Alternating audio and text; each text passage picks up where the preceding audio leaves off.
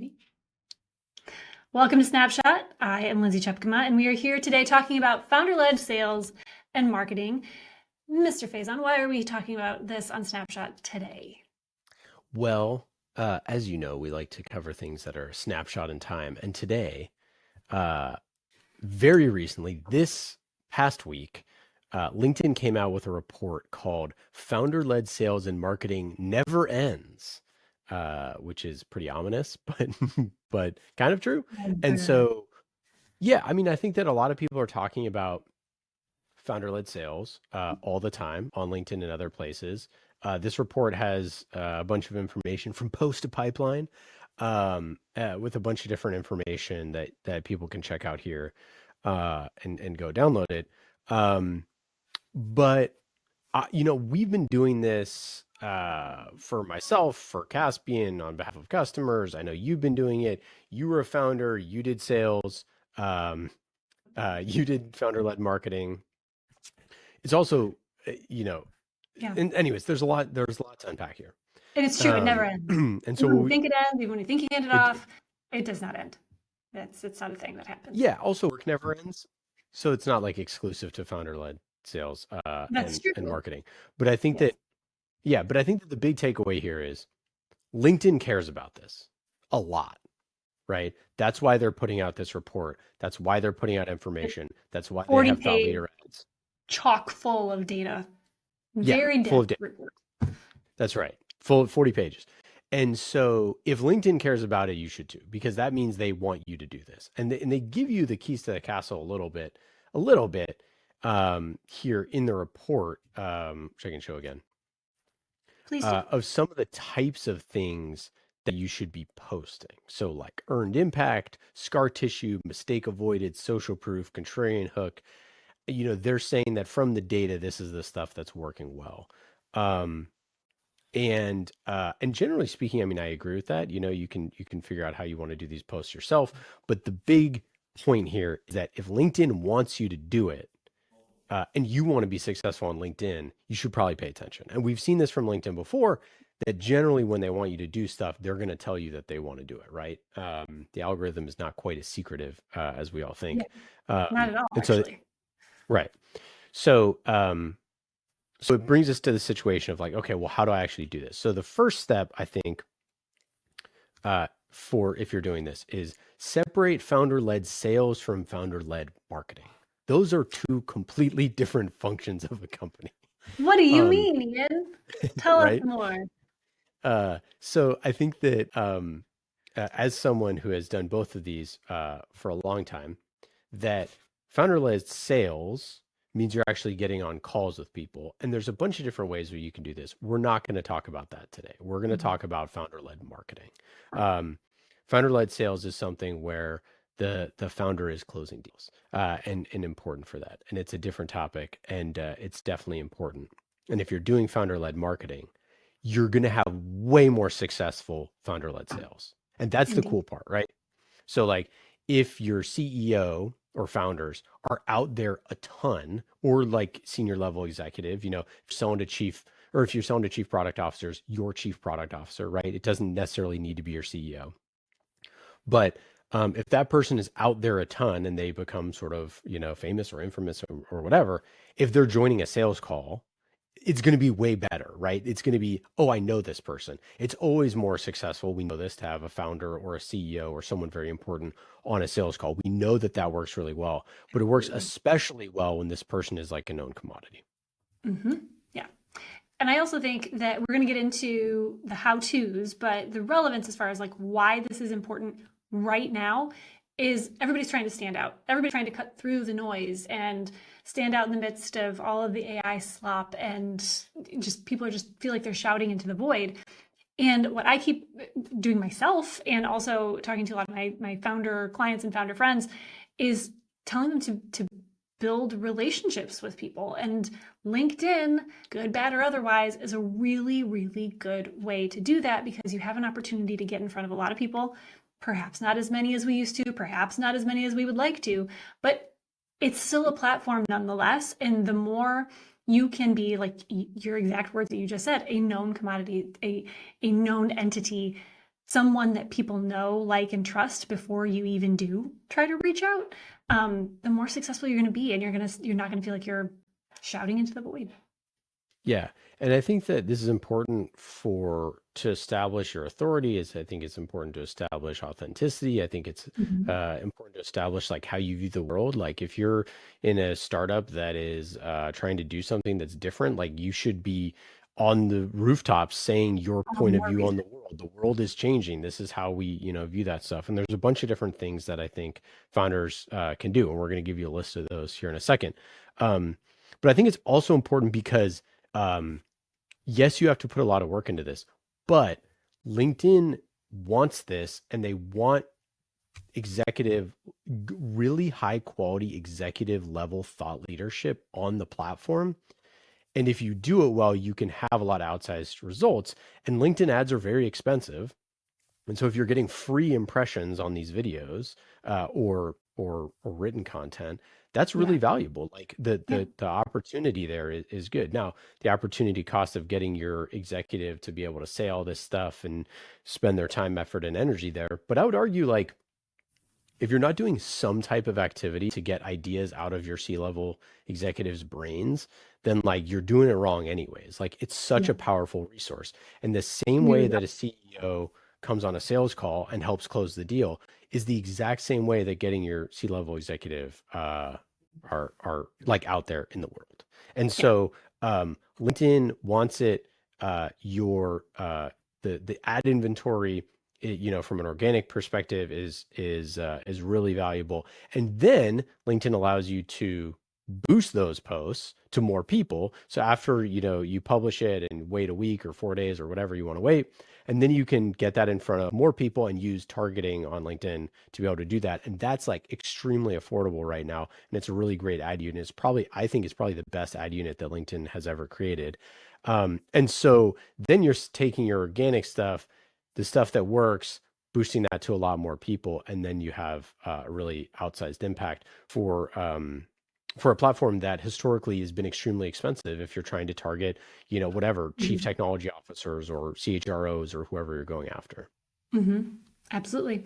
Well, it sounds like we're starting to get into some recommendations, some action items, some moves to make. Let's make some moves. Let's make some moves. Okay. So you started to get into, like, let's pull on that thread. You started to get into some how-tos, like with, promoting some things, boosting some things. Is that one recommendation? Yeah, I think the first thing that you have to do with this type of strategy is you have to produce content that your founder, and this says AI founder, it could be any type of founder. It could be literally whatever you want here. Aren't we all AI founders now in one way, shape, or form? Like, that's right. Exactly right. So these are some questions. And the reason why I think these are all really good, these are things that we've tested over years and years that work really, really well.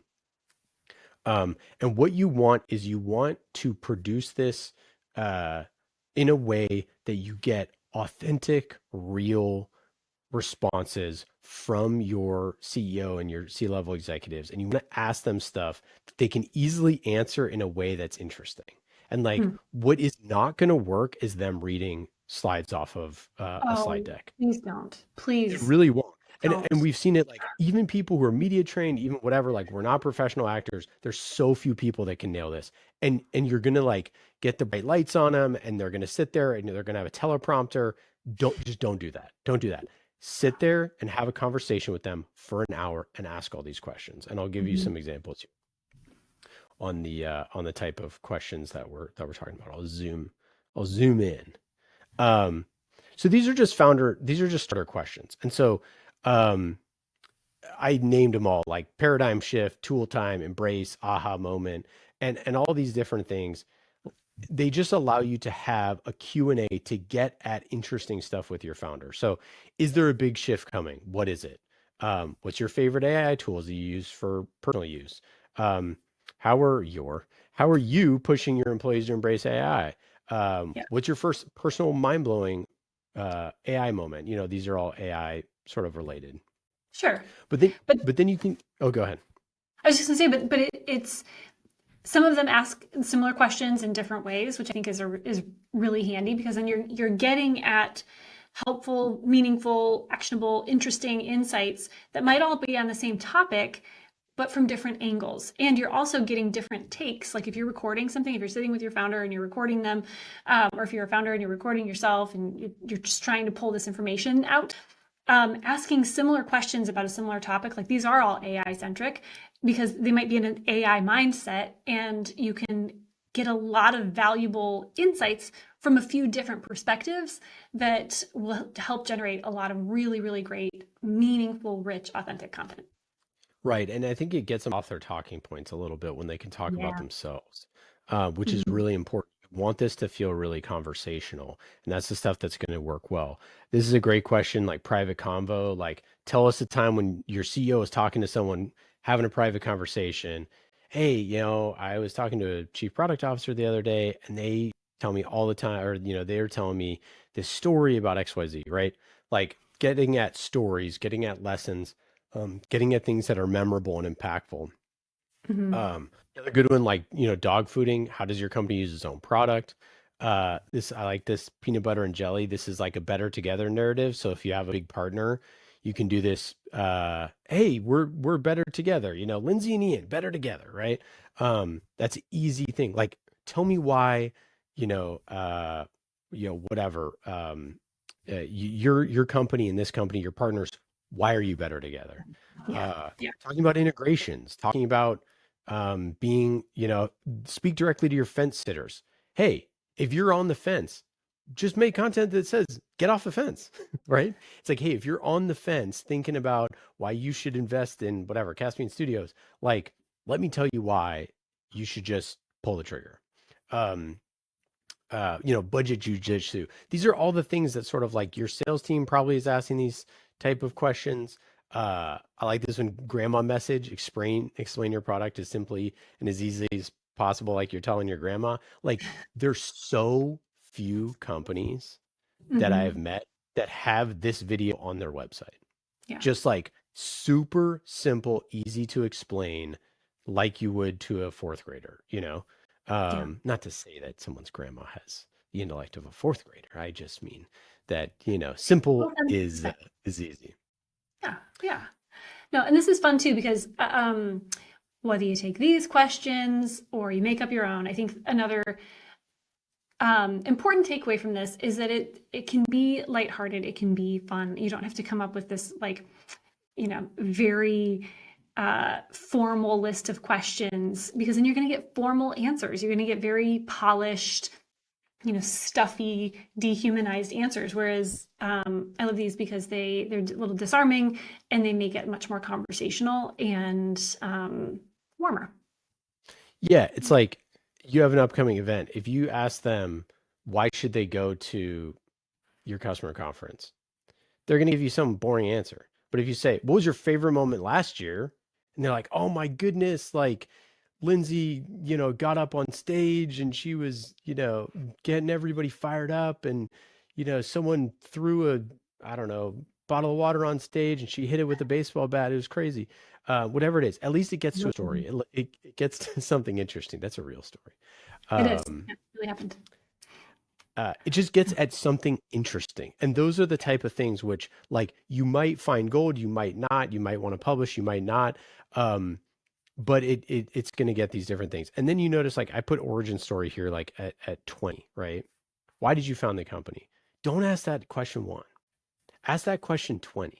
Ask, like, Mhm. those are the type of things that once your CEO has got in a groove, you've been talking for an hour, their brain is firing, they're remembering all this stuff, then ask them why they started the company. And I guarantee you will get a better response. I guarantee it. I've done a Mhm. lot of interviews, probably 2,000 interviews in my career. And if you wait to ask this type of question, you will get a much better answer, because the person is like ready to receive the information, and their brain is firing. Yeah. Um, so yeah, and then the final one here, this is a bonus. I don't know why it's 21 and then there's 22, but try it again for the first time. For those old customers that haven't used you in forever, hey, come try it again for the first time. We got new stuff. You haven't been here since we got new bar stools. We got, there's a new drink. Lindsay's been working on the Mai Tai. Like, just come try it again. I promise. Like, if you used to like us, you're gonna love us now. I know it's been a while. And just those type of things, conversational, inviting, ask your customers to come back, ask your prospects to give you a look like a human being, talking to people. I guarantee you people will find that to be more engaging and more interesting. I love it. Okay. How's that for making moves? I mean, I think whether you are a solopreneur or you are working in a company with tens of thousands of people, founder or C-suite level led marketing content is important. And this is a really good place to start. You can do this yourself if you are the founder, or this is a really great place to start collecting really rich, valuable, meaningful content that will make an impact and help you cut through the noise.